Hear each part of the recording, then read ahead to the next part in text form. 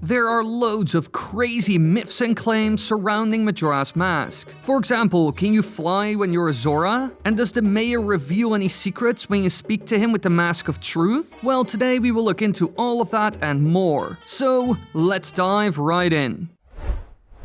In many of the Zelda games that Nintendo has released, you can use water to help certain plants grow. And this is also seen in Majora's Mask with the magic beans, which are even 100% required at certain points of the game. However, I saw some people claim that you can also use water to bring back other plants, like Deku Babas, the hostile plant enemies that will attack you as soon as you come close. But can you bring them back after killing them using water? Well, I grabbed some fresh spring water, defeated one of these devil plants, and tried to bring it back by giving it water. But as soon as I killed one, it completely disappeared. And then when I poured out the water, nothing happened. And I attempted this multiple times, but no matter what I did, the Deku Babas never grew back. Well, unless I reloaded the area. So yeah, this doesn't work.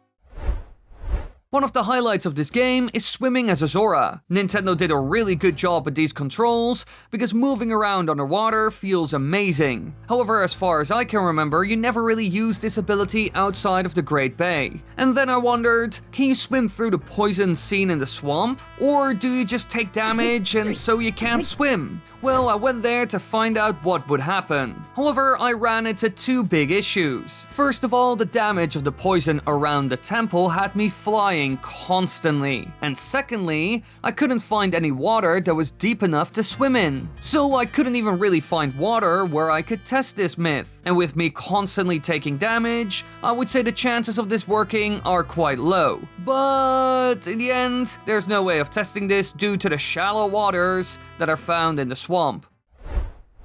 When I search the web for interesting stuff to test or to try, I often come across insane claims that must be wrong. However, I will try them anyway because I love to be surprised, and often I'm also wrong. So it's good to double check stuff. And our next myth is one that falls into this category, because apparently there's a lone Guay that flies around Clock Town, and if you play one of the temple songs, it will start dropping rupees. So I went outside, spotted the Guay in question, and played the Goron's lullaby to see if anything would happen. Now, as soon as I finished the song, the camera focused in on the Guay, and then it bolted, dropping rupees constantly. But keeping up with it was pretty hard because man oh man, he was going fast. But in the end, this claim is true, although the Guay doesn't drop that much money.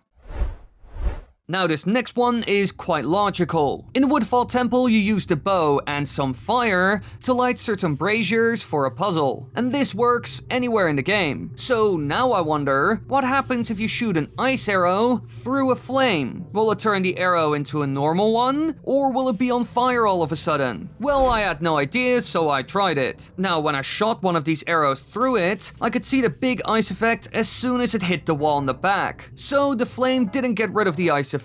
And I also didn't see a flame, which is something you do see if you shoot a normal arrow through it. So I guess this magical ice is more powerful than a lit brazier.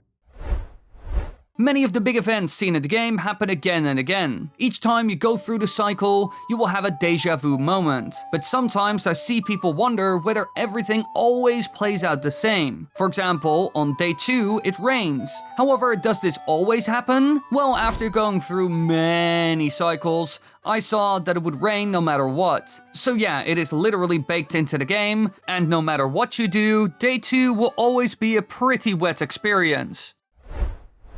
As most people know, Majora's Mask is a sequel to the world-famous Ocarina of Time. And in that game, you can use the Ocarina to play all kinds of magical songs. And you learn a bunch of new ones when you end up in Termina. But do any of the old songs still work in Majora's Mask? Well, according to some folks online, you can use some of them. Specifically the Sun Song, which can advance time from night to day or day to night. So I tried to play the song, but no matter how often I did this, nothing happened. Which makes sense, because there's already another secret song in the game that has the exact same power, the Song of Double Time, which you can learn from the Scarecrow in the Common Observatory. So if you really want to advance time, then that's a better option. This game is quite unique, and this also goes for all the songs you use during your adventure. A good example is the Song of Healing, which is also known as the song that rips people's faces off. But apparently it can also be used for something else. I saw people online claim that if you use the song in front of a broken sign, then it will repair the sign just like it does with people's soul. Now, I had never attempted this myself, but I guess it does make sense. However, still, I was skeptical, so I tested it. And yeah, as you can see right here, the sign magically restores itself. And no matter how many times I cut it into pieces, the song kept working. It almost looks like it reverses time itself to fix it, which looks pretty cool. And clearly, this claim is true.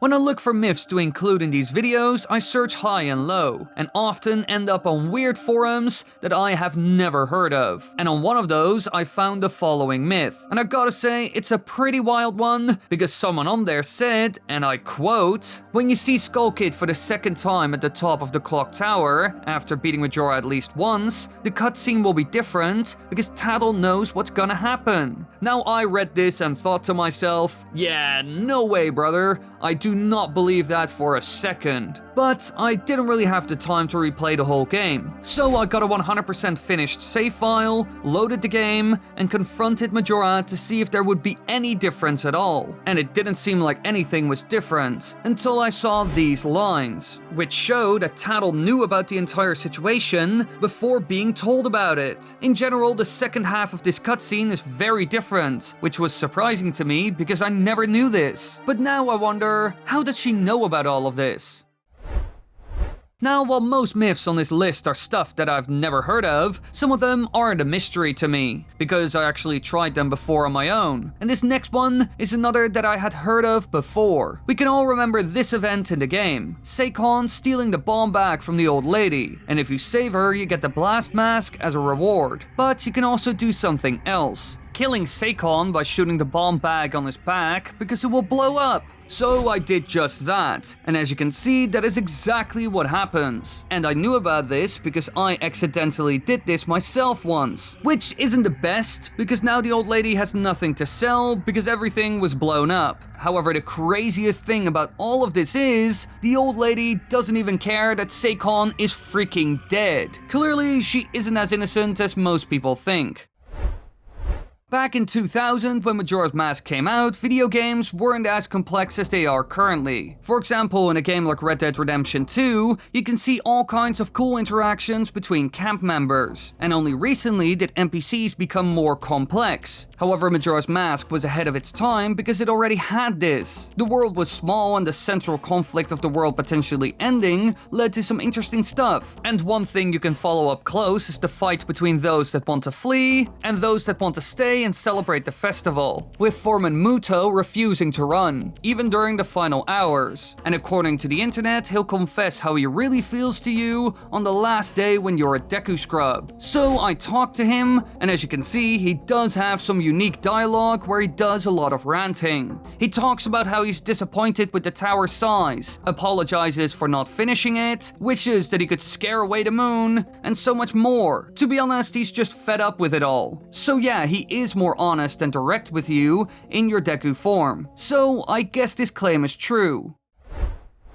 There are so many unique characters in this game that it's hard to pick a favorite, but one that is certainly up there is the Swordsman. He looks like a crazy hippie, but in reality he's a master swordsman that will teach you for a fee. And he's an interesting fella for sure, but he can also be grumpy when you come in with a mask on, because he will refuse to teach you. But apparently he has a lot of unique responses for the masks in the game, so I talked to him with some of them on. And yeah, I could clearly see that Nintendo took the time to add special responses for all of them. For example, when you put on the stone mask, he will say, is somebody there? And if you put on the bunny mask or great fairy mask, he will say some not so PG stuff that sounds way too dirty. Overall, the reactions are fun, interesting, or weird. And I love that Nintendo put in the effort to add all of these, even though the masks aren't necessary here whatsoever. And I would encourage you to try all of them yourself, because it's too much to show off in this one video. Now, while we are here anyway, we might as well test another claim I found that involves this goofy swordsman as well. Because when you go there for training, most people use the standard one-handed sword and Hylian shield combo. But can you also use another weapon? For example, the Great Fairy Sword, a mighty two-hander that you can obtain from the Great Fairy in Ikana Canyon. Well, I decided to give this a shot. So I got some rupees to pay him and decided to go for the novice training to test this out. And beforehand, I equipped the sword so I was ready to use it. But when I tried to pull it out, I noticed something. I just couldn't. Even when I reopened the menu and re-equipped it, I wasn't allowed to grab any C-stick items. So even though it could have easily worked, you're not allowed to use this weapon to complete this training, which makes me a bit sad. Skull Kid and Majora are some of the most interesting villains in the entire series, because they are anything but conventional. While Ganondorf always wants to rule the world, this isn't the case with the Skull Kid and Majora. They just want to have fun, prank people, and consume the world, whatever that means. And signs of this can be seen everywhere in the game, from small things like forms of graffiti on the outer walls of Clock Town, to transforming people into children like he did with Cafe. However, apparently he also made pure art in the fields outside of Clock Town, which can only be seen when looking through the telescope. So I went there to see if I could find anything. And yeah, I did. Here you can see a gigantic outline of Skull Kid himself in this field. It can be a bit hard to see, but it's clearly him. And as far as I know, this is his largest piece by far. Everything else is child's play in comparison. In the end, it's just a shame that his jokes and pranks evolved into something much more sinister, which could have been the end of Termina. When Nintendo remade Majora's Mask for the 3DS, a lot changed. Obviously the game became prettier, but they also added a lot of new stuff. Mostly all kinds of details that weren't seen in the original. For example, the Stockpot Inn became a lot nicer than the one seen in the N64 version. But they also added a bunch of new Easter eggs. For example, at Romani Ranch, you can find a plush of both Epona and Ganondorf's horse from Ocarina of Time. But apparently these are also seen in the original, which I didn't believe at all. So I traveled to the ranch and checked the bedroom to see if I could find anything. However, no matter how hard I looked, I couldn't find much. It is nowhere to be found, not even in the other rooms or the barn. So clearly this Easter egg can only be found in the new remake, which makes sense. Almost all of the Easter eggs seen in that game weren't in the N64 version. I mean, they only had a year to make that game back then, so yeah, they didn't have time for stuff like that.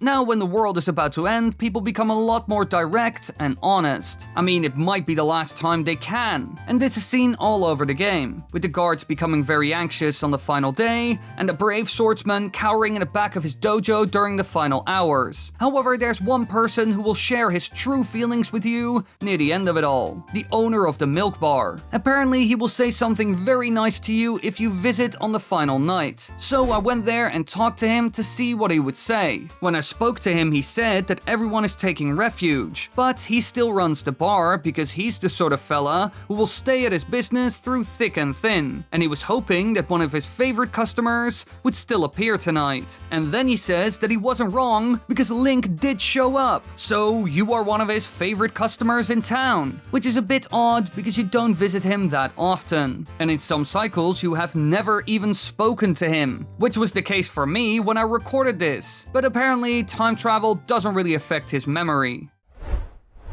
In a game like Ocarina of Time, the threat of Ganondorf can't really be felt until it's too late. The future version of Hyrule is where you get to see all the damage. However, in Majora's Mask, the threat of Majora and the moon is a constant, creeping closer each day, which is probably an allegory for the deadline the developers had. And on the final day, the moon moving even makes the world of Termina shake, which you can feel no matter where you are. But some folks claim that it also affects certain items found in the world, specifically the bobblehead cows that are seen in many homes and shops. Each time you feel the world shake, these heads will start moving like crazy. So I went to the pawn shop to see if this would really happen. And yeah, as you can see right here, this does happen, which is a great little detail from the developers. And I'm curious, what else will it affect?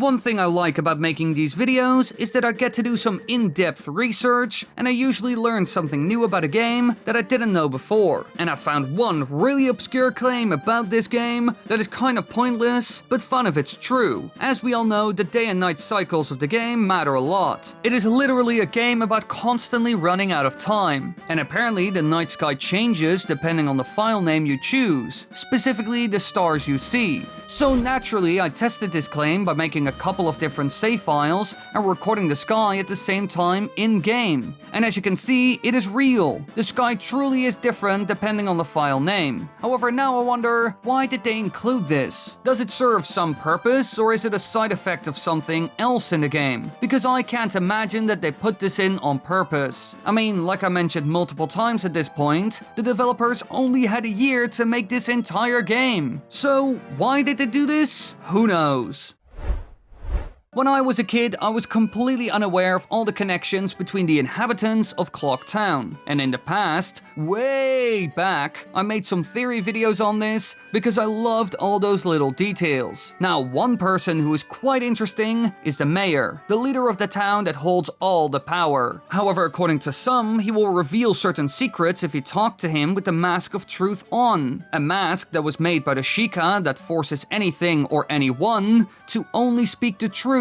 So using this on the mayor could work. So I gave it a shot. First I got rid of everyone in the room, and then I talked to him without the mask on. And all he would say is that I should take refuge. After that I put the mask on and talked to him again, but his response didn't change at all, which was very disappointing. It would have been cool if he revealed some dark secrets, but no. While something like a bomb or a bomb chew is fun, it doesn't really work for every obstacle you will encounter in the game. The giant boulder that leads to Darmani Ranch is quite hard to destroy, and only one thing will do the job: the mighty powder keg, which is probably the second biggest explosive of the entire series. Because I mean, that one giant bomb flower from A Link Between Worlds is even bigger. However, I wondered, what happens if you're in the blast radius compared to a normal bomb? Does it deal significantly more damage, or is it all the same? Well, I grabbed both of them and tested it. When the normal bomb went off, I took a quarter heart damage. And when I did this with the powder keg, I took the same amount of damage. So I grabbed another and did it again. But the result was the exact same, and I was super disappointed. Why is this gigantic bomb so weak? It really makes no sense.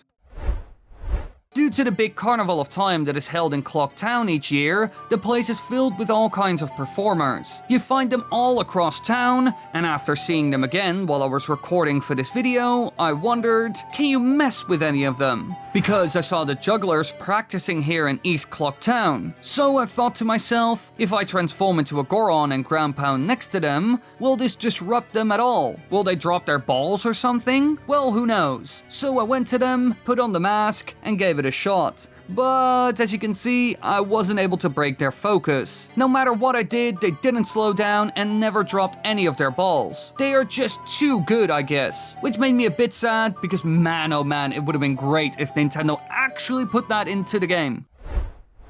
Out of all the towns seen in the Zelda games, I have to say that Clock Town is my favorite one, along with Hyrule Castle Town from Twilight Princess. Due to the schedules, complex characters, and events that take place in Clock Town, it has a lot of depth, unlike the towns seen in games like Breath of the Wild that aren't too special. And so you will find a lot of secrets here, as well as Easter eggs. And I saw online that there's apparently something in the waters below Clock Tower. It is said that you can find 4 pieces of algae shaped like Nintendo 64 controllers there. Now, I had never looked around here, so I decided to check it out. And yeah, as you can see, there are floating pieces of algae in the water. But in my opinion, they don't look like N64 controllers. So yeah, in a way, this is true, but also not really. So I would label this one as plausible. It all depends on perspective.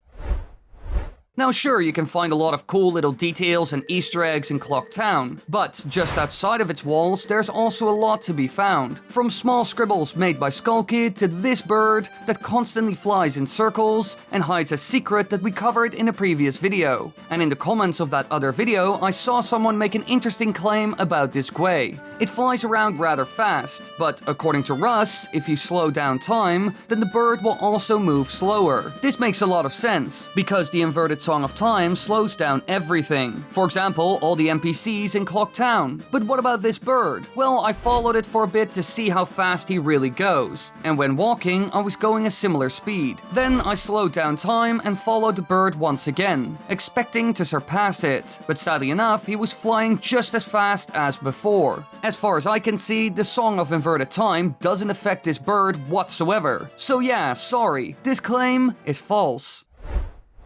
As we all know by now, Sakon isn't a great guy. He's a thief that tries to deceive you and even robs old ladies. Luckily enough, you can punish him for some of these crimes. And if you truly are a devil, you can even kill him, which is something that we covered in the previous video. But after doing so, Matthias started thinking about the implications. If you kill him, this could affect other side quests in the game that involve Sakon. For example, the Anju and Cafe questline. So does it prevent you from completing this? Well, I gave it a shot, and the answer is yes, because at some point you have to enter Sakon's hideout to get the sun mask back. But this is impossible if he doesn't show up and open the door to this place. So yeah, if you kill him, the quest becomes impossible. Aside from that, Cafe also has to spot him in the curiosity shop, which also doesn't happen. I even saw a lot of guides online warn for this. Most even said that you can't help the old lady whatsoever. So even if he survives, it will mess with the quest line. In the end, you can't help everyone. And believe me, I tried this when I was younger. But it is impossible to complete everything in one cycle, because a lot of quests affect others.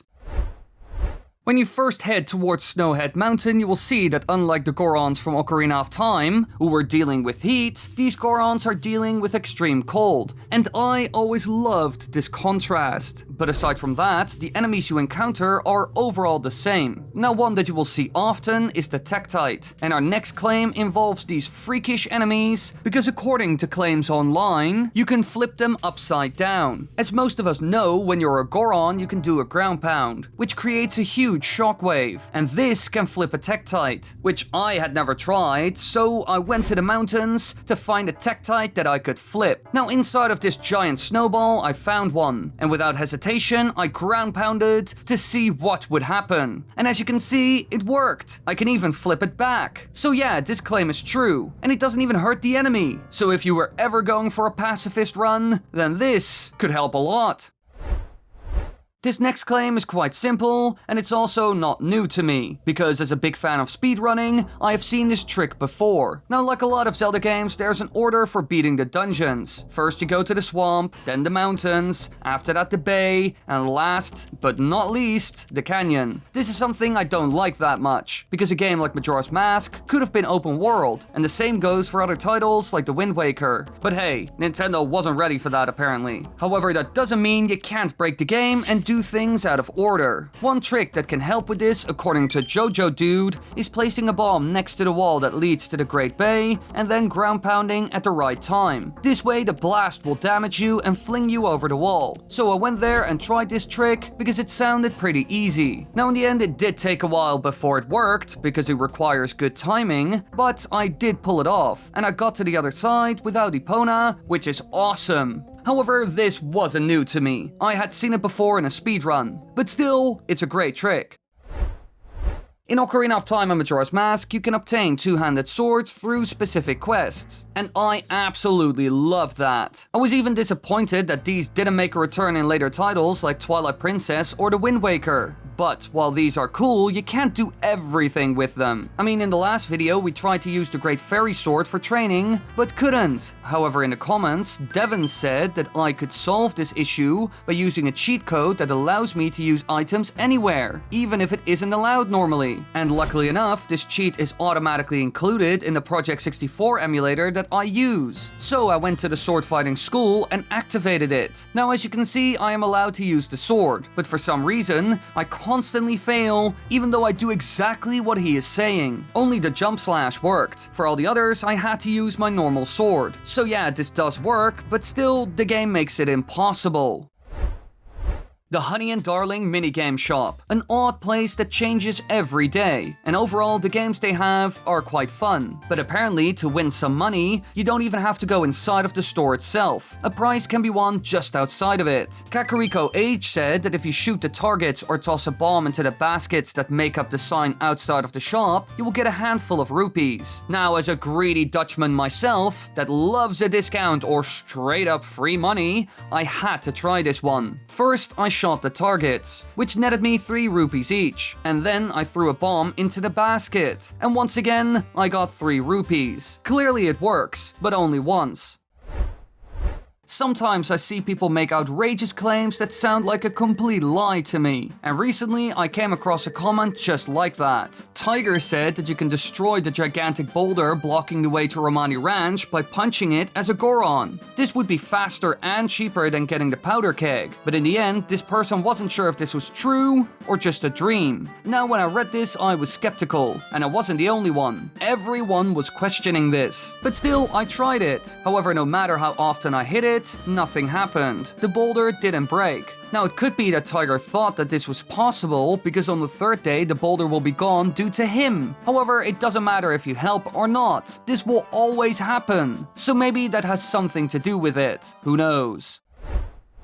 In the past, I made a lot of theory videos about this game, specifically covering the different relationships between characters. Really, for a game from the year 2000, there's lots of depth. And every time I played the game, I discover new connections. And Ebony from the comment section suggested that I should talk to the builders while wearing Cafe's mask, because one of them will actually become upset about the wedding, and in general they have some interesting dialogue. So I put on the mask and talked to the ones I could find, and man oh man, these guys are weird. Most of them are pretty vague about seeing him somewhere, while the Foreman and this guy over at the poster are pretty aggressive. It almost seems like Cafe has gotten into a fight with some of them before, and so therefore they are pretty hostile. So Ebony was right, and now I am curious about the whole situation. But maybe one day I will look into it all. Now so far we haven't really been in Ikana Canyon for these videos, but now we will finally go there for something rather small, a paper airplane. Because I read on the internet that one of these can be found on the pillars in the courtyard of Ikana Castle, a strange place for something like that. So I went there and using cheats, I could easily search all the pillars. And here I found a paper airplane that people were talking about, which means that this claim is real. But now I wonder, how did it get there? Which kid plays around in this haunted land? Well, only Pamela as far as I know. So maybe she did it? Who knows really? Now, we have already annoyed Honey and Darling before in this video by messing with their shop sign for some rupees. However, now we are going to do something much worse, because I read online that you can also hurt them directly. If you shoot the couple during the target shooting minigame on the final day, they will react by saying, "Aye, that hurts." So I played the song of double time until it was the final day and headed over to their little shop to see what my mighty bow could do. Now, as soon as the game began, I started shooting at them. And yeah, as you can see, they clearly aren't liking it, but it isn't enough to actually injure or kill them. So sure, they aren't a big fan of this, but Link isn't committing a crime. One thing I love about making these videos is all the comments that are filled with fun claims that I can try in future videos. And in the comments of the previous video, I saw someone claim that you can more easily access a secret treasure chest if you're in your Zora form. Instead of jumping from here onto these bits and pieces of this sign to get there, you can just stand on this bench as a Zora to get up here, skipping all these challenging jumps. But is it really that easy? Well, I turned into a Zora and tried to get up there, but no matter what I did, I never succeeded. As far as I can see, this just doesn't work at all. Or I am doing something wrong, but I'm not sure what exactly. As far as I can see, this doesn't work at all. So I would say that this is false. However, if I am wrong, then let me know in the comments below. Like I mentioned earlier, I made a lot of theory videos back in the day about the strange connections between the different characters seen in Clock Town. And someone who is clearly hiding secrets is the mayor, which other people noticed as well. Because when I was looking through the comments, Devin mentioned that the mayor will say something interesting if you talk to him with the cafe mask on. So I went there and talked to him to see what he would say. And what the commenter claimed was true, which I already knew. The mayor shares a secret with you that his wife doesn't know about and says that I need to ask about cafe at the curiosity shop in the western part of town. And then at the end he says that guy is a bad influence on me. So clearly he knows him and that his shop isn't 100% legit. Now I wrote a whole theory about this years ago and I still think that the mayor and the man from the curiosity shop have struck some sort of dark deal. I mean, everyone knows that he sells stolen goods, but he is still allowed to run his business without any issues. It's suspicious to say the least. But hey, if you want to know more, you can check out that old video after you're done with this one. But I will warn you, my voice sounds terrible, and man, it is old at this point. There are multiple ways to fast forward time in the game, with the Song of Double Time being the most convenient. But there is another option, Anju's grandmother. She will tell you long stories, but each time you fall asleep, an hours pass. However, I read that there is one little detail that almost no one notices when talking to her. On the back of her wheelchair, there is a picture of a tiger, which sounds pretty rad. So I checked the back, and yeah, you can see a gigantic, aggressive looking tiger that looks pretty sick. In general, this wheelchair is pretty heavy metal, with the crazy tiger and spikes sticking out on the sides of the wheels. Clearly, this wasn't made for a senile grandmother, but a true warrior. And also, by the looks of it, this tiger on the back is actually a reference to the pet tiger owned by her Hyrulean equivalent, which is a fun little Easter egg. When you replay one of the older Zelda games like Ocarina of Time or Majora's Mask, you usually remember how to play some of the songs. And while you can play them on the Ocarina, nothing happens because you haven't been taught yet. Without this internal flag being checked, the game just doesn't allow you to use the Sun Song or the Song of Healing. But according to Gino, there is no requirement to learn the Song of Double Time or Inverted Song of Time. You can play these as soon as you have the normal Song of Time. Now, when it comes to every other song, this doesn't work. So I was a bit skeptical, because normally the Scarecrow will tell you about these. So I created a new save, went through the intro, and tried it as soon as I had the Ocarina. I hadn't even visited the mask salesman, so I was still stuck in my Deku form. But to my surprise, I was able to play both songs without any issues, and they had the desired effect as well. So yeah, Gino was right, you don't even need to learn these to play them. Throughout the game, you encounter a lot of different foes, and most of these don't survive an encounter with Link. But if they are pretty tough, then they can also kill you. Luckily enough, most aren't that tough, with the Deku Babas being one of the easiest ones to defeat. But after killing one of them, I thought to myself, can you also revive them with something? For example, in the last video, we tried water, and after doing so, TDL asked me in the comments if I had tried using the Song of Healing to bring them back. Now I thought to myself that that was a pretty good idea, so when I was inside of the Woodfall temple, I killed some of the Deku Babas and tried to bring them back using the Song of Healing. However, when I did this, nothing really happened. The Deku Babas stayed dead, and when I tried it here and it came back, I noticed that it always does this no matter what. So yeah, this doesn't work. Before I started to harass the Deku Babas found in this cursed temple, I tried to retest the myth seen in the previous video, because we tried to swim in the poisoned waters found in the swamps of Termina, but we ran into an issue. Most of it is too shallow to swim in, and so people in the comments of that video went nuts, sending me all kinds of solutions for the problem. And Scribble asked me if the waters found in the Woodfall dungeon are deep enough to swim in, and if so, I could try it there. Well, I gave it a shot, and I was able to swim in these waters, but then when I tried to use the Zora swim, I noticed that the damage of the poison constantly stopped me from doing so, which means that the claim we tried to test in the previous video is true. You can't swim in these poisoned waters because it just hurts too much.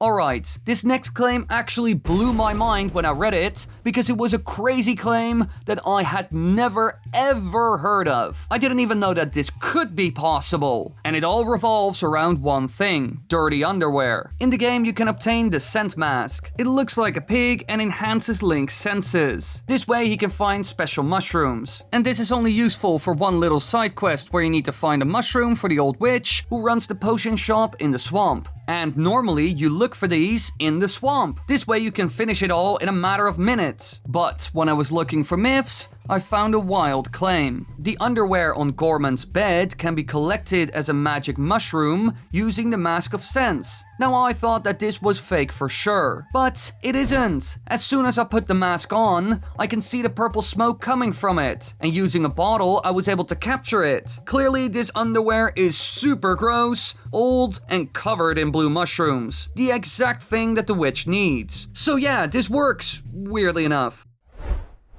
Gossip stones are odd. They were made by the Sheikah, but for some reason they are also seen in Termina, where we have never seen Sheikahs before. So in many ways, seeing them here doesn't make much sense. And just like their Ocarina of Time counterpart, they just tell the time and share secrets with you if you wear the Mask of Truth. But can you mess with them just like in Ocarina of Time? Well, yes. And I read somewhere that you can even turn them into a rocket. All you do is place a bomb near them and wait for it to explode. As soon as it does, the Gossip Stone will fly away like a rocket and explode, which sounds pretty awesome. So I found one on the road to Romani Ranch and gave this a shot. I placed the bomb next to it, the thing went off, I saw the stone do a countdown of sorts before launch, and then it went high into the sky like a rocket. Now after a while, it exploded and it was gone. Clearly the claim is true, and it looks super cool as well. Who knew that this magic stone was also secretly a rocket? When you first explore Clock Town and meet its inhabitants, you will see that most of them are quite normal. All of them are humans, Zoras, and Gorons. But you will also come across one weird being that must be magical in some way. This living Scarecrow that you will encounter in a couple of places, like this shop, and he loves dancing. So if you want to pass the time, then you can dance with him, which can be handy. But personally, I prefer the Song of Double Time. However, online, I saw that he will dance like crazy when you are close to him while wearing Camaro's mask. You can obtain this mask by healing the soul of this spirit, who appears on a rock just outside of Clock Town, and you can help him by playing the Song of Healing. Now, when you wear the mask, you can perform his dance, and use it to teach the dancers found in West Clock Town. So I got the mask and went over to the Scarecrow found in the trading post to see how he would react. And yeah, he starts dancing like there's no tomorrow, and only calms down when I take the mask off, which means that this claim is true, and very fitting as well, because Camaro's mask is all about dancing.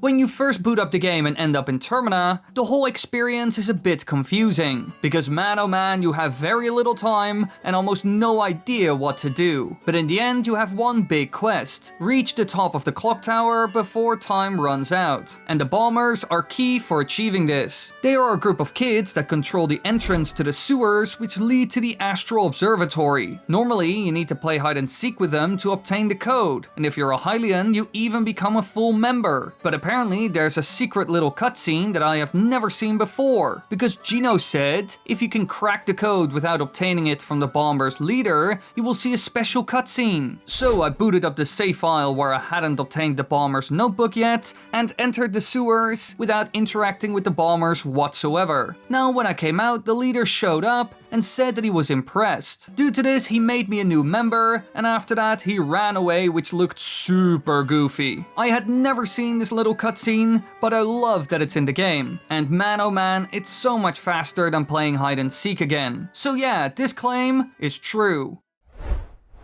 Sometimes I come across simple and sweet gems in the comment section, claims and myths that are easy to test while promising interesting outcomes. And Zora suggested something just like that. Apparently, if you present a Great Fairy Sword to the mailbox while carrying it, then the blade will become invisible. This was completely new to me. I had never seen this or heard of it before, so I decided to find the mailbox and try it out. Again, this trick was super easy, so pulling it off wasn't hard. And as as you can see, it actually works super well. The sword is gone, but Link clearly has it in his hands, allowing me to destroy these crates in Clock Town. But as soon as I put it away and grab it again, the sword goes back to normal. But if you try to put it in the mailbox, it instantly becomes invisible. So yeah, this claim is true, and also pretty great.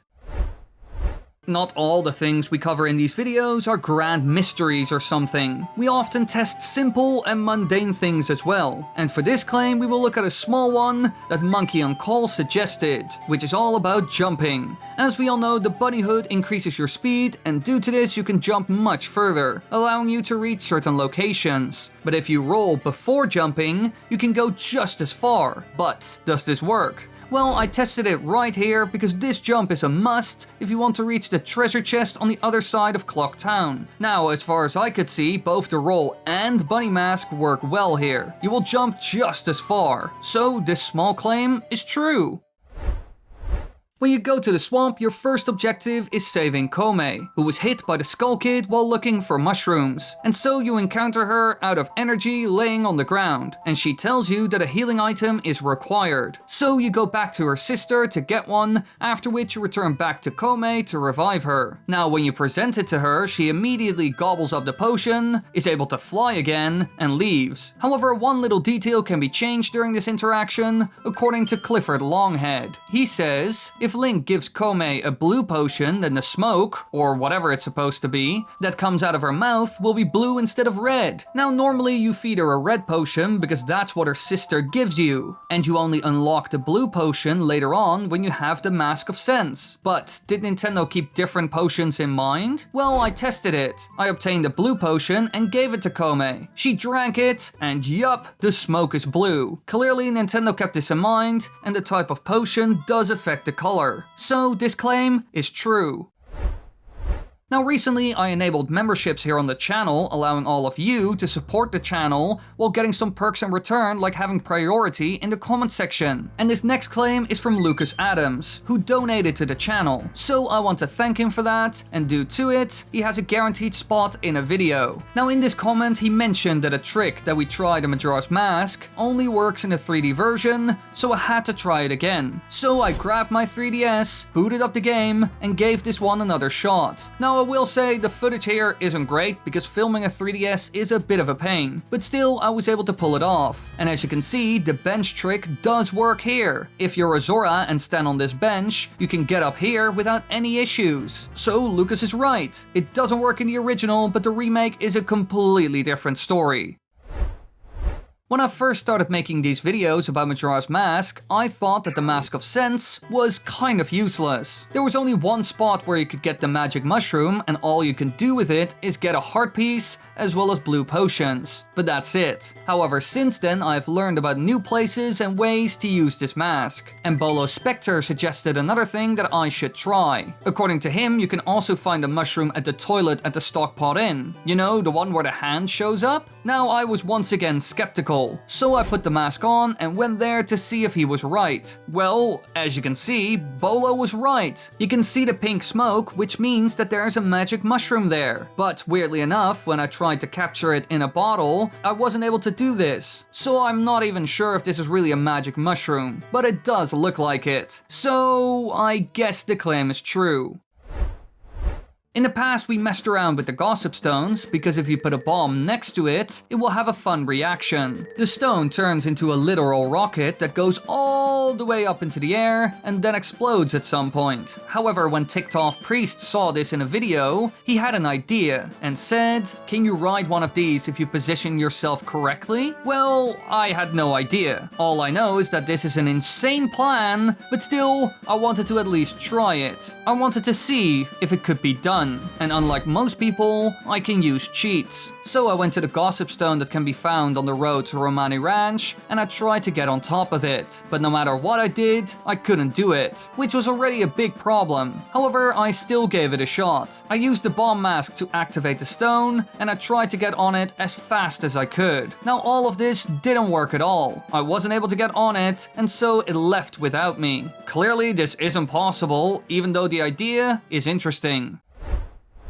Speedrunning Zelda games is incredibly popular, especially old N64 titles like Ocarina of Time, and due to this, loads of different tricks have been found. Some even completely break the game, like the Moon Warp, which was found a couple of years ago. However, there are also loads of smaller tricks that are also incredibly useful, and Gorman suggested I should try one. He said that you can enter Sakon's hideout early if you clip past the door using a crack on the side and a precise roll. Now this sounded incredibly handy, so I wanted to try it. And you know what that means? Boot up the game, warp over to Ikana Canyon, head over to the cave, and roll into it. Now I must say I wasn't able to do it right away. Pulling it off took some practice, but in the end, I was able to do it. Now sure, my aim could have been better, but as you can see, it is doable. So this claim is 100% true.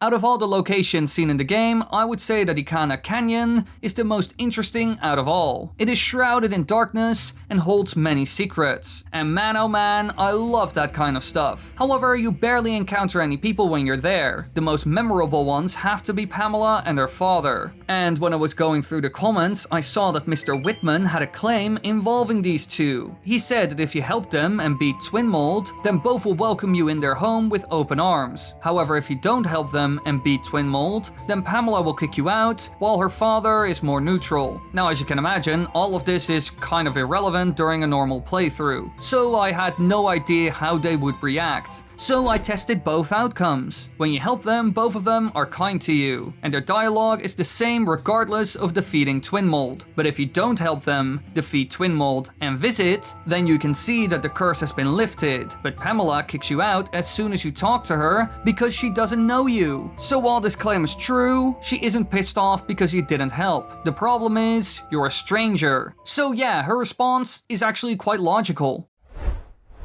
Now in this video we've already covered the magic mushroom, but now we will once again take a look at this weird fungi. Because when Shadow's Raph saw the previous video, he mentioned in the comments that they can be sold at the curiosity shop, and they were either incredibly valuable, going for 200 rupees a pop, or they are borderline worthless, but he couldn't remember. Now when I read this, I thought to myself, oh, this could be a great way to farm money early on in the game, if these mushrooms are actually worth a lot. So I put on the mask, went into the wide world to get a magic mushroom, and presented it to the shopkeeper at the curiosity shop. But I was a bit disappointed. He only wanted to give me 5 rupees, which is absolutely nothing. So while you can sell the thing, it won't make you rich anytime soon.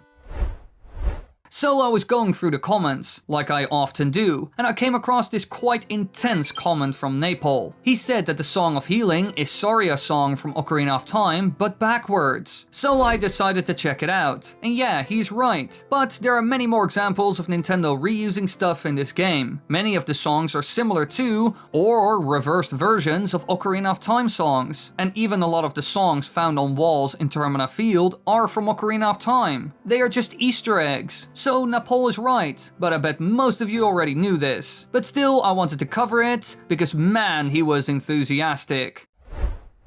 Many of the masks you obtain in the game can be used for multiple things. Sure, something like the Keaton mask is only useful for 1 heart piece, but not all of them are like that. According to Lone Wolf, the Bremen mask can be used in Ikana Castle to fool the king's guards you encounter there. If you put the mask on and march, then the guards will do the same, allowing you to march them right into the light that kills them. Now, I had heard of this before, so I was quite certain that it was true, and in order to prove it, I went to the castle. There, I confronted the guards with the Bremen mask, and as you can see, they do march just like Link. And so they stop attacking you, and you can lead them almost anywhere. So clearly, this claim is true.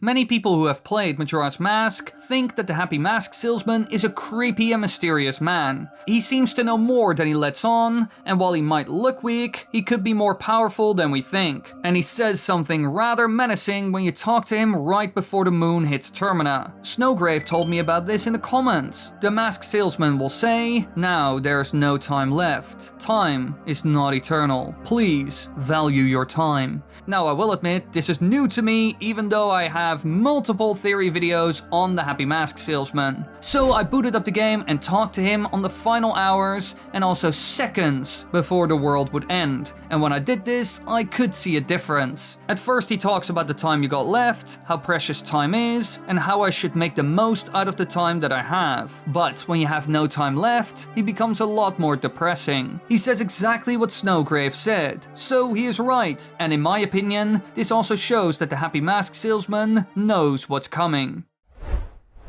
In one of the older videos, I tried to swim in the poisoned water that can be found in the swamp, but I ran into an issue. I couldn't swim in the shallow water that's found there. Now I did find a solution for that in the end, but still I saw many folks claim that you can swim in those shallow waters. For example, Craig said that if you dive in shallow waters as a kid and put on the Zora mask, you can actually swim. Now, even though I wasn't gonna use this for anything, I wanted to test this claim anyway because so many folks suggested it. So I went to the swamp and tried to perform this trick, but no matter what I did, Zora Link refused to swim. I even tried some different approaches, but once again, nope. It didn't work. But with the amount of people claiming that this is possible, I think the problem lies with me. So let me know in the comments what I'm doing wrong. But until then, I will label this as false. Now we all know that you gotta respect people. I mean, it is a given. Any normal and moral human does this. However, Link doesn't care about any of that, because he will lock people up in bottles without any problems. I mean, the Deku princess is a good example, but this gave Thaddeus, as well as some other folks, an idea. Can you sell her to the curiosity shop owner? I mean, we don't have any morals anyway, so I decided to try it, even though Thaddeus claimed that it was impossible. So I entered the shop and presented her to the owner, who instantly rejected the offer. He clearly isn't gonna mess with contraband that hot. Which was a bit disappointing, but I understand why Nintendo made an act so immoral impossible in the game. Thaddeus was right.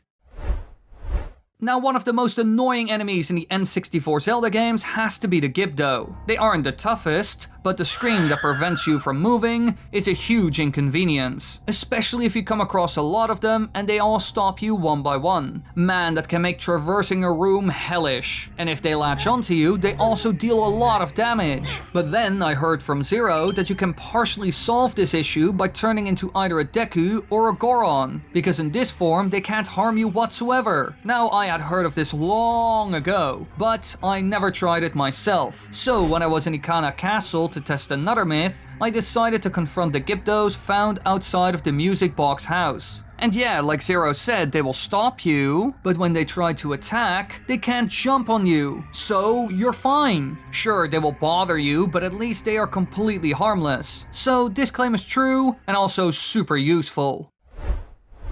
Out of all the dungeons seen in this game, the Great Bay Temple is the hardest to reach out of all. Without the help of the giant turtle, it is literally impossible. Because man oh man, the Gerudo pirates didn't get far when they tried to reach it with their boats. And in game, you also can't reach it by swimming. So is the turtle the only way to reach the temple? Well, shockingly enough, Kaneki claimed that there's another way to get there, but you can't enter. Apparently, if you use the ice arrows to create a path, you can actually get all the way to the temple, because you only zone out when you're in water. So this way you can reach it, but entering the temple is impossible. Now, when I read this, I was very skeptical. Nintendo must have added special barriers to keep you out, or they prevent you from freezing the water found there. That's what I thought at first. But then I tried it, and to my surprise, this is 1000% possible as long as you stay on the ice platforms. As soon as you fall off, you're done. But it does work. Majora's Mask was a mess. During development, they ran into a number of issues, had less than a year to make the game, and many ideas were cut. Originally, there were gonna be 30 masks, for example, which was cut down to 24, and even the cycle was longer, being 7 days instead of 3. Traces of this can be found in the game, and Brandon mentioned one of them that I actually covered ages ago on my other channel called Game Architects. He said that I should check out the 4th day glitch, and since that other video is super super old, I decided to quickly cover it here. This is basically a glitch state outside of the normal 3-day cycle without a time limit, and many NPCs will be gone. Clocktown, for example, is empty, but most things outside of Clocktown do work, so you can use it to beat dungeons without any worries about the moon crashing, because it's all the way up there. Now this glitch state is most likely the first day of the original 7-day cycle. That's why the moon is all the way up there, but in the end, it was cut. However, we can still access it, although performing this trick does require good timing, and if you fail, the moon falls instantly. So yeah, this is real, and it's also one of the craziest glitches in the game. Well, aside from stuff like moon warping. Now we've tried to sell actual sentient beings, which didn't go well, but what about babies? I mean, that should be fine, right? Well, let's find out. Because Thaddeus said that you can get quite a lot of money for a Zora egg. 50 rupees a pop. Which is great. I mean, if that's true, then you're better off selling those eggs than handing them in. Who cares about accessing the Great Bay Temple? You can also use ice arrows for that. So I grabbed one of the eggs found in the pirate's fortress and went back to Clocktown to sell it. But when I tried to, he only offered 20 rupees, which is nothing for an item so valuable. Clearly selling them isn't really worth it. But hey, at least Thaddeus was right about one thing. Now the final claim/myth we have for today involves these horrible creatures. The Guay who will constantly annoy you in Ikana Canyon. However, if you manage to kill all of them, something truly insane will happen. Well, that's what this commenter told me at least. So I went there and started my killing spree. Any Guay I saw was getting killed. But each time I turned around, new ones had spawned. Due to this, I thought it wasn't possible, and I was going nowhere. But then I saw something in the distance that made my jaw drop. A Guay bigger than all the others. A true Giga Guay, which is exactly what I was looking for. And I gotta say, I'm impressed by it. But its power is a bit disappointing. The creature went down really fast, and it doesn't deal that much damage. But hey, the claim is true.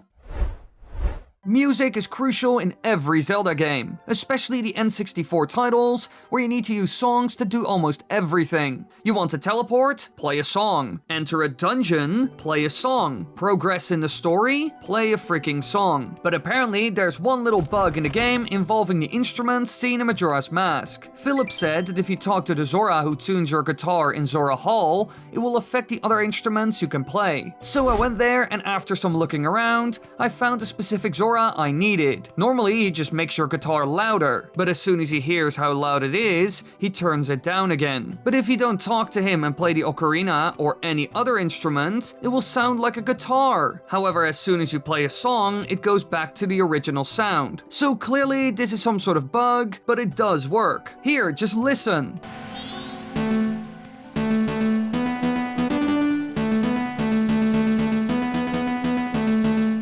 And the effect only ends when you play the guitar again, because then the Zora will lower it. Now, I never knew about this, but I gotta say, this is one of my favorite bugs in the game, because it is very easy to do and has a fun effect. Like I've mentioned in the past, some of the claims that people suggest aren't really new to me, but still, if I think they are fun, I will add it to the video. And this next one falls into this category, because May said that if you shoot a Gibdo with a fire arrow, its bandages will burn off and reveal a re-dead underneath. Now, I already knew that this claim was going to be true, but still I went to Ikana Canyon to expose some of the Gibdos circling the music box house. As soon as I hit one of them, you could see the re-dead hiding below it. So yeah, Gibdos are just mummified re-deads. However, this is relatively well known. But still, I like this little detail a lot, so I wanted to show it off in this video. One of the best things about Majora's Mask is the different masks that allow you to become almost anything. You can swim as a Zora, roll around as a Goron, and fly using the Deku and its flowers. It's great to say the least. But this also introduces some issues. Link is constantly changing in terms of height and size, which was probably hell for developers to deal with. And apparently there's one little detail that I missed. I've been told in the comments that the signs actually change height depending on your form, which sounded crazy to me. So I went to a sign and transformed into a Zora, Deku and Goron to see if anything would change. And yeah, as you can see, the sign is a lot taller when you're a Zora, but as soon as you become a Deku, it is significantly shorter. It needs to be around head height so you can read it after all, and the developers kept this in mind. So this claim is true. While Majora's Mask is my favorite game, I don't know everything about it, especially all those little details that you barely notice. And Grey Matter said that when you're Deku Link and stand at the right spot, then a Chuchu will jump over you constantly, but it will never hit you. Now when I read this, I thought, this could work. I mean, the Deku is super small, and maybe the devs didn't keep this in mind like they did with the signs. So I went to Termina Field and confronted one of those living jello shots to see if it could actually get to me. And the answer is no. When you stand in the right spot, the Chuchu will jump over you constantly, but it will never ever touch you. So yeah, funny enough, this is true. Alright, this next claim kind of blew my mind, because I cannot believe I actually missed this little cutscene in the game. When you beat the boss of Snowhead, the whole region will go back to normal, and spring finally arrives. Normally, after doing this, you just leave or play the Song of Time. I mean, you're ready to move on to the next area after all. But according to Isaac, if you go to Goron Village and talk to the Gorons found there as Darmani, you will get loads of praise and are even offered to become the new chief. Now, I had never heard of this or seen this cutscene, so I went there to see if this claim was true at all. And the answer is yes! They will all stand around you and praise you a lot, and in the end you get offered the role of Goron leader, which is really cool but also very depressing. Darmani is dead, so he can never ever lead them, even though he and Link saved the Gorons. So this claim is true, but also a bit depressing.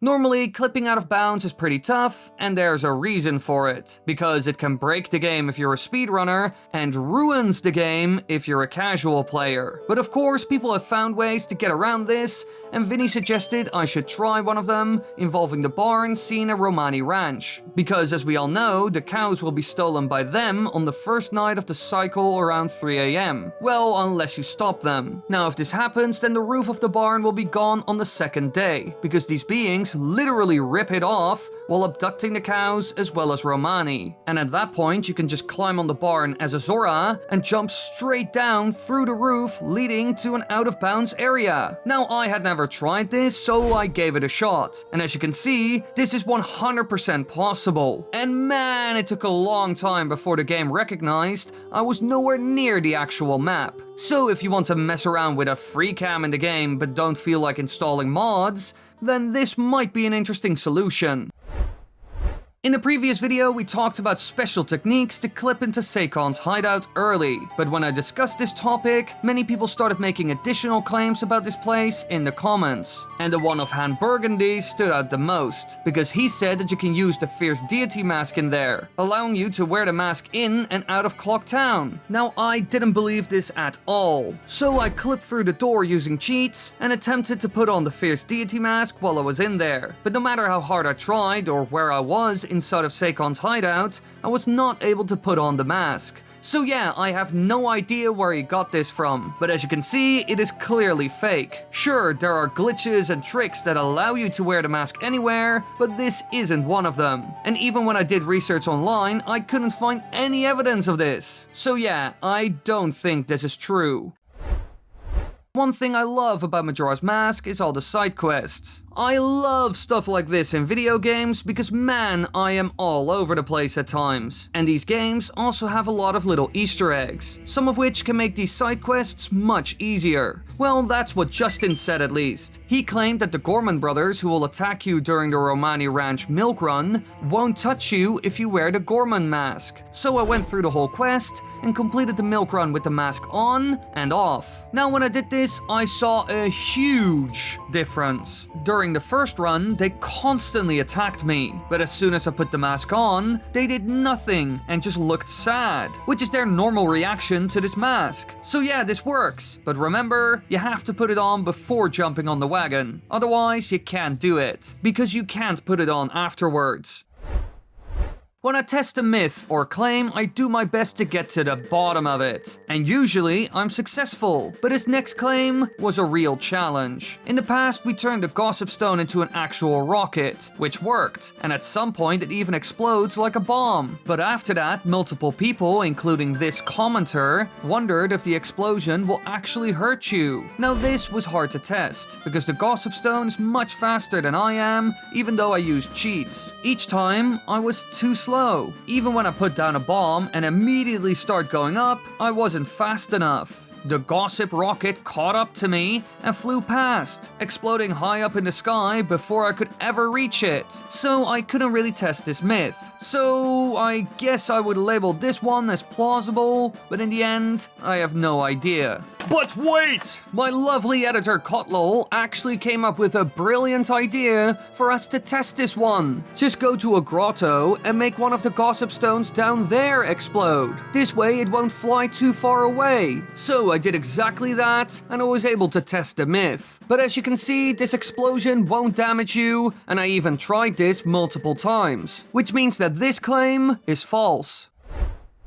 The Ikana area is one of the most fascinating places in the game due to its history, and you can also find loads of little Easter eggs here. And Alavir suggested we should look at one involving the captain's hat and the undead king of Ikana, because according to him you will get special dialogue if you talk to him wearing this mask. So I went to the castle and confronted the king to see what would happen. And when I did, he was shocked. Due to the mask, he thought I was his former general, and was shocked that I was so tiny. But then he noticed I was tricking him, and so his guards started attacking me again. Now I will say I have seen this before, because it's a pretty well-known Easter egg. But many people wanted me to include it, so I decided to do it, even though this one isn't some huge mystery for most of us. But as you can clearly see, this works. You can fool the king for a bit, and you will also get an interesting reaction from all the enemies inside of the castle. Clearly, everyone respected Captain Kita. So yeah, this claim is true.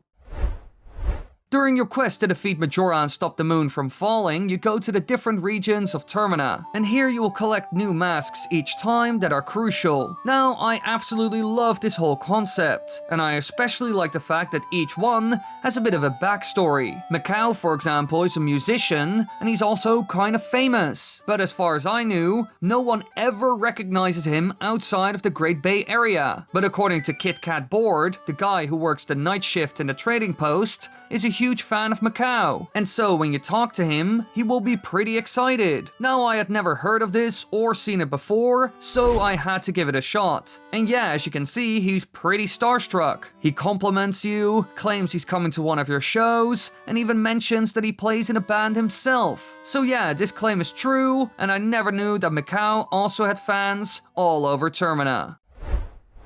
In this video, we already looked at a way to go out of bounds. However, while that one didn't require tricks, this next one does. Because Aurora Silver Hero said that you can go out of bounds in East Clock Town. All you do is go to this fenced-in area above the milk bar, position yourself the right way, and use the blast mask together with the shield. And this will launch you out of bounds. Now this was new to me, so I decided to try it, although I will say I didn't have high hopes. Now alright, I did exactly what was mentioned in the comments, and this didn't work. So I tried a slightly different strategy, but again, nope, nothing really happened. As far as I can see, this just doesn't work, and I even did some research online and couldn't find anything. So I am pretty certain that this claim is false.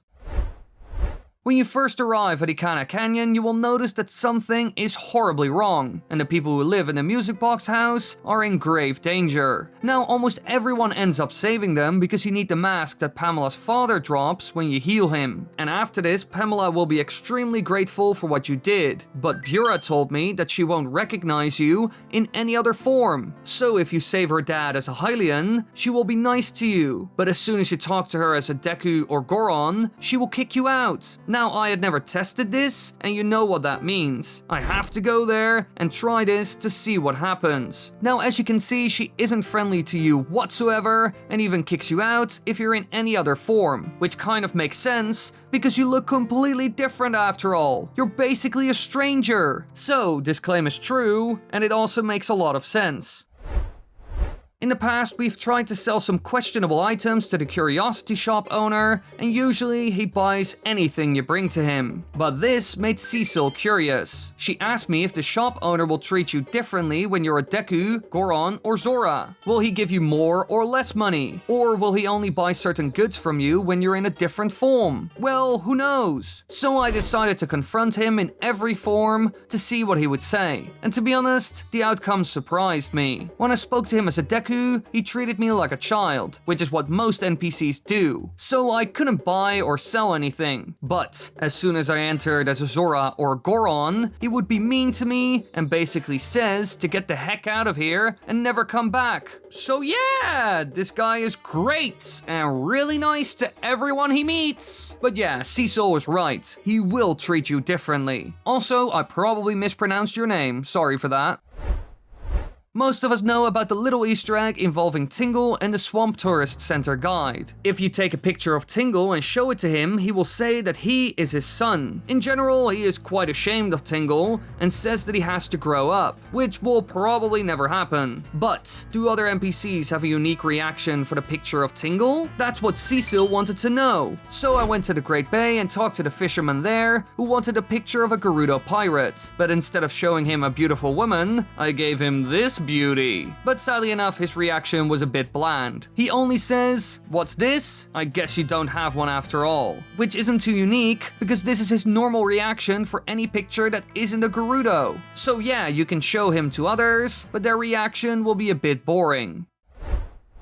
Now, as we all know, if you become a member, your comments will be at the top of my list. And so we are going to look at a claim that Julian suggested recently. It's a pretty good one. He said that the Captain Mask will scare Dempe the Gravekeeper, who can be found in Ikana Canyon. And he also wondered if any of the other masks would scare him. So I went to Dempe and talked to him while wearing every mask in the game. And to my surprise, he was completely calm when I talked to him, and only freaked out when I put on the Captain's Mask. But when I had the Gero or Gibdo mask on, he didn't care at all, which I didn't expect. I mean, these are also pretty creepy masks. But I guess he's only afraid of the Stealth Children, because those spawn at the graveyard during the night. So yeah, Julian's claim is true, and Dempe is only scared of Captain Kita and his men, and no one else.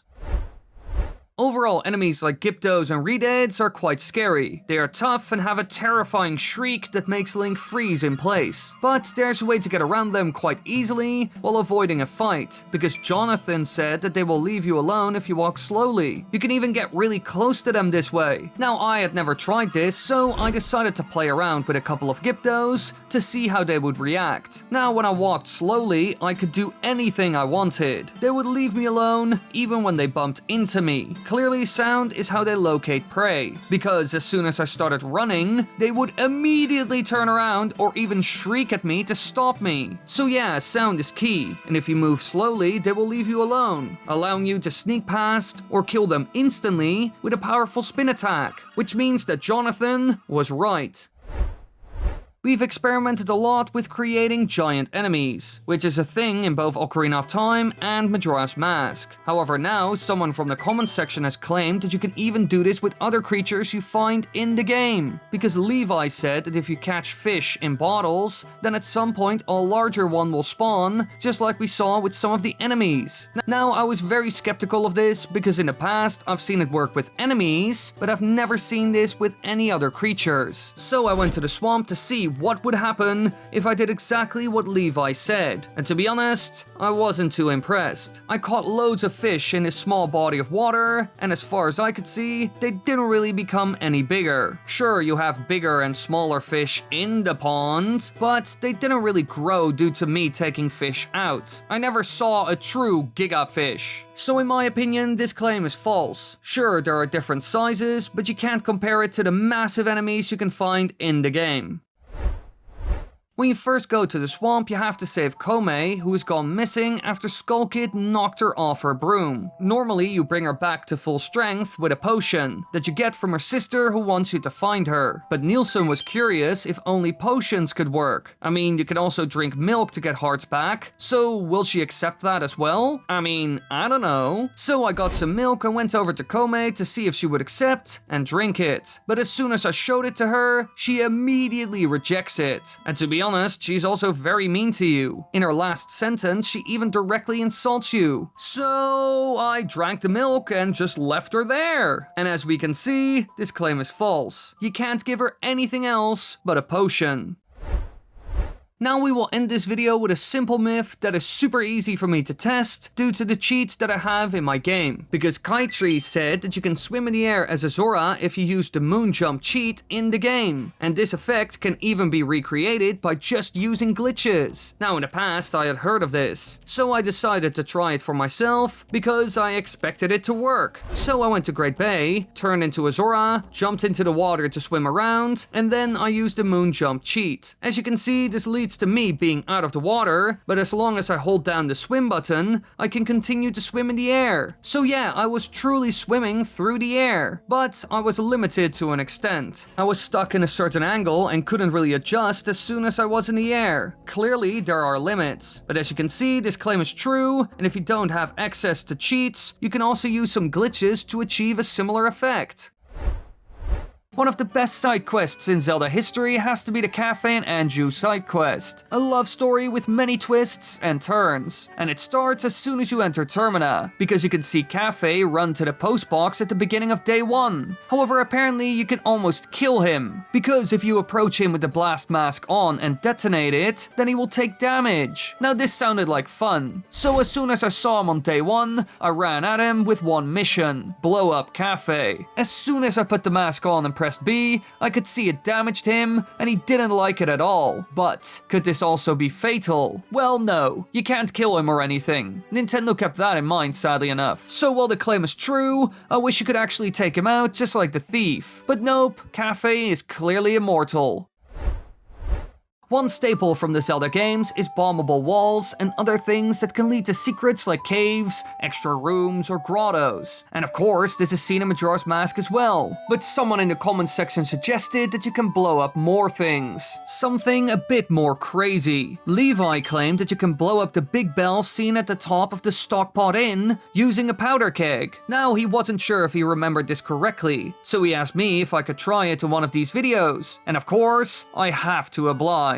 So I got my hands on one of these behemoth bombs, went to the bell, and placed a powder keg to see if it could really be destroyed. And while the bell does swing around like crazy, nothing else really happens. It is completely fine. Even when I attempted to do it a second time, the bell wasn't destroyed. So yeah, this claim is false. One of the most heartwarming side quests found in Majora's Mask involves Pamela and their father, who was slowly transforming into a Gibdo. But because Link showed up and lifted the curse using the Song of Healing, they had a happy end. However, according to AP11, I missed something here. Apparently, if you go into the closet that their father was locked in and wait there until the day changes, then you will be locked inside of the closet. As soon as this happens, you're stuck in there and are actually forced to reset the game because there's no way out. Now, I gotta be honest, I was skeptical of this claim, because I would imagine that Nintendo actually kept this in mind. So I started experimenting a bit. After helping her dad, I stood in the closet and waited for the day to end. And as you can see, the closet does close. Due to this, I was stuck in it, and no matter what I did, the doors didn't open. But I could still talk to Pamela's father. So was I forced to restart the game? Well, no, because when I tried to use the Song of Soaring to get out, I saw that it worked. So you're not really stuck, but clearly the claim is true.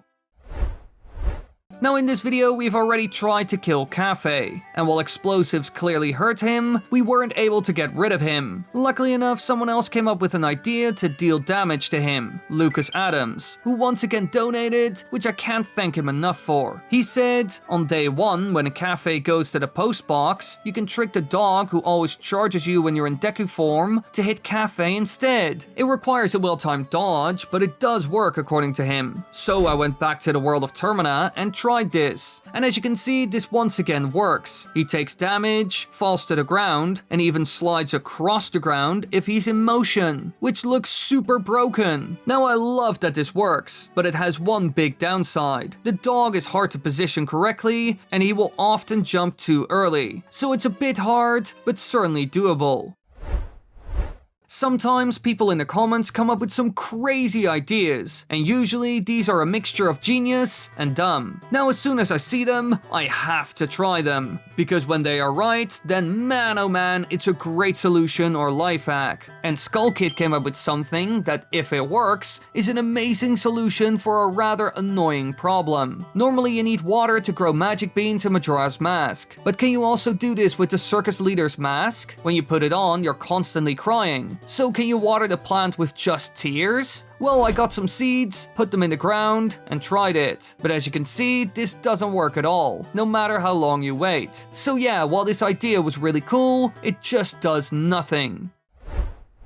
Our last claim is a bit of a crazy one, because it involves one of the most infamous and dark cutscenes seen in the entire franchise, the moon destroying Termina. Because Jade asked me, can you check if this cutscene is any different if the time runs out while you're in the fierce deity form? Now I had never tried this, because usually you can finish a boss in seconds in this form, and so time won't run out, or you're fighting Majora's Mask, so the moon doesn't matter anyway. So what happens if you run out of time in this form? Well, I used cheats to turn into the fierce deity in the middle of Clock Town and waited for the moon to fall. Now as you can see, Link can't prevent the world from ending, and you still die. But clearly the camera doesn't keep Link's new height in mind, and that's why you don't see his face in this shot. So yeah, you will see the fierce deity facing the end, but it doesn't look completely right. As a big Majora's Mask fan, I think that the Fierce Deity is the most badass form we have ever seen. I mean, Link is literally an all-powerful warrior god. It doesn't get any better than this. But there is one downside. You can rarely use this form in-game. Only if you use cheats you can turn into this form anywhere. And I did this in some of my older videos to show stuff off. And after seeing this, Ben claimed that the Gibdos can actually grab you in this form, even though you would normally never come across them. And as a Goron, you're immune to them. So, can they actually grab you? Well, I went to Ikana Canyon, activated the cheat so I could become the Fierce Deity, and confronted the Gibdos that are circling the music box house. Once I did this, I immediately saw that they were able to grab me, and the game didn't break or anything. Sure, it looked a bit weird, but hey, it's possible. So, this claim is true. Now sometimes Nintendo is a bit lazy, and there are a couple of enemies in older Zelda titles that are practically the same. For example, a Guay and a Keese aren't that different, and the same goes for a Gibdo and Redead. However, according to Kleb, they are actually the same, because if you use a fire attack on them and burn away the bandages, you will see that there's a Redead underneath. So I went to Ikana Canyon, shot a couple of Gibdos with fire arrows to reveal their true form, and as you can see, they really are just Redeads, which makes sense because their attack is also the same. So this claim is true, but it's also pretty well known. Now overall, I'm a bit of a Majora's Mask expert. I've played through the game many times over the years. However, every time I make a video like this, people will mention things in the comments that I have never heard about, which shows that you're never too old to learn. And recently Dino told me that you can create a weird fog effect in the game using the Zora mask. All you do is put on the mask, use the special electrical shield ability, and then you quickly take the mask off. If you do this fast enough, the effect from the electrical shield will still be present. Well, to an extent at least. So I did just that to see if anything would happen. And yeah, it works. But not as well as I originally thought. Which means that this claim is true, but in a lot of places it doesn't work too well. And it's a bit hard to see. So yeah, neat, but not too interesting. One of the weirdest enemies I've ever seen in the Zelda games is the P-Hat. Like, for real, what the heck is this thing? A flying circular saw that's also a plant? It is utter madness. But apparently there's a way to kill them instantly. One hit and it's over. Fiddlazor said in the comments that if you use a hookshot on them, then they will instantly die. Well, in Ocarina of Time at least. But the problem is, P-Hats can only be found in the game when you're a kid. And during that time, you can't use the hookshot. So I decided to test this claim in Majora's Mask instead of Ocarina of Time, because finding a P-hat in that game is quite easy. Now, when I confronted this enemy and shot it with the hookshot, it did stun him, but that was about it. The P-hat didn't die. Sure, it was easier to kill, but that was about it. So yeah, as far as I can see, this claim is false, and also a bit confusing when you try this in Ocarina of Time. In a lot of these myth-busting videos, I use cheats to get around in the game. It makes recording this stuff a whole lot easier after all. And so in Majora's Mask, I often transform into the mighty fierce deity in locations where it's normally not possible. But Quinn said that you can also use the mask with some glitches. So cheats aren't even needed. All you need to do is constantly dive and resurface at the shore of the Great Bay with the Zora mask, and then you just equip the fierce deity mask over it. He even said that there's a video out there showing this off. So I went online to look for it, and as you can see, the video's real. This is 100% possible, and there are many other ways to achieve this as well. So clearly, this claim is true. So next time you want to run around as the fierce deity, just use this trick or any of the others out there, and you should be good. Sometimes developers add certain items, models, or characters in locations that are inaccessible for the player. For example, in a lot of the old N64 games, stuff like coins can be found outside of the map, and developers just forgot about them. But then, Adamir mentioned something in the comments that was completely new to me. 3 recovery hearts can be found in the Pirate's Fortress from Majora's Mask, but normally, you can't access them. Now, all I had to do to verify this was check the roofs. So, using cheats that allow me to fly, I started looking around this crazy fort to find these hearts. And in no time, I found the 3 hearts that Adamir was talking about. But are they really impossible to reach? Well, yeah, there are invisible walls everywhere preventing you from getting there. I had to use cheats. So yeah, this claim is true, and I never knew about this. In Ocarina of Time and Majora's Mask, you will at some point obtain the Mirror Shield, which is a lot more useful than you would imagine at first. It allows you to reflect light, which is used for puzzles and to kill the undead. And during the boss fight in the Spirit Temple, you can even deflect magic attacks. But apparently you can also do this in Majora's Mask, because this commenter said that the magic energy balls shot by the Wizrobe mini-boss will bounce off the shield. And he even recorded the footage himself to prove it. Here you can see exactly what it means. The energy balls deflect off the shield right back at the Wizrobe. Now, by the looks of it, you can't hit the Wizrobe because before the ball reaches him, he's already gone. But still, it's cool to see that this is possible, even though it's not as useful as you would think. Doing things out of order in the old Zelda games has always been possible, and speedrunners love to do this because it can save loads of time. And a commenter from the previous myth claimed that you can get the wallets in Majora's Mask out of order. All you need is the Goron mask, bombs, and hookshot. As soon as you have those, you perform the well-known trick of jumping over the wall to Great Bay. As soon as you're there, you can just complete the Ocean Spider House to obtain the adult wallet. As soon as you've done this, you can go to the bank teller, deposit 200 rupees, and obtain the giant wallet as a reward from him. And once again, he sent footage of him doing this. So as you can see, you can really do this out of order. But I will say, it isn't super useful. You still have to go through all the normal steps. It's just out of order. But still, it's cool that this is possible. One of my favorite side quests in the entire franchise is saving Romani Ranch from the aliens who want to steal the cows. It's kind of weird and crazy. However, if you fail, the consequences are massive to say the least. Romani becomes a shell of her former self, but apparently you can come across her when the aliens return her, which was completely new to me, because Ashley said that she will appear in a patch of grass close to the house during the night of the second day. When I read this, I was super excited to check it out, because I had never seen this and it would be a really cool new Easter egg. So I ran around the house all night, waiting for Romani to spawn. But no matter how long I waited, she didn't appear. Only when the third day rolled around did I see her, sitting on a crate completely confused and lost. So I think she only appears on day 3, which means that this claim is false. And I really did my best to find her, but I found nothing. Thank you all so much for watching this video. Be sure to check out the other myth-busting videos I have on the channel covering tier Tears of the Kingdom, Breath of the Wild, Majora's Mask, and even Echoes of Wisdom. Aside from that, be sure to subscribe and leave a like, because then you won't miss any videos, and it really helps out.